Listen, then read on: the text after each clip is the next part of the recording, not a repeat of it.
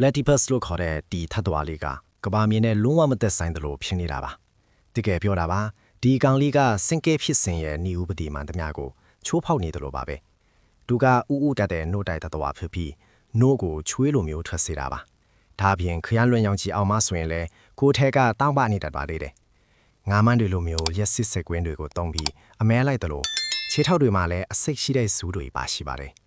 သူရဲ့မျိုးရိုးဗီဇတို့ကြည့်မယ်ဆိုရင်လဲတက်သွား9မျိုးလောက်ကိုတကောင်လေးဖြစ်အောင်ပေါင်းဆက်ထားတယ်လို့ပါပဲသိပ္ပံပညာရှင်တွေစာပြီးလေ့လာတော့ကဆိုရင်ဒါဟာလင်ညာထားတဲ့အရာအကောင်မျိုးမျိုးကိုတွဲဆက်ထားတဲ့အတူရောင်လိုတောင်ထင်ခဲ့ကြတာပါ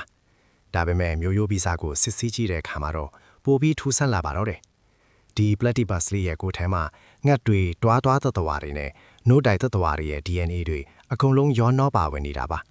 စင်ကဲဖြစ်စဉ်သမိုင်းကြောင်းရဲ့ဘယ်နေရာမှာအံဝင်ခွင်ကြားမဖြစ်တဲ့မျိုးဆက်သတ္တဝါကြီးပေါ့သူရဲ့ chromosome တွေကပိုတောင်ထူးဆန်းပါသေးတယ်တခြားနှုတ်တိုက်သတ္တဝါတွေထက်စားရင်ငှက်အမမဟုတ်တွားသတ္တဝါတွေနဲ့ပိုတူနီးလို့ပါ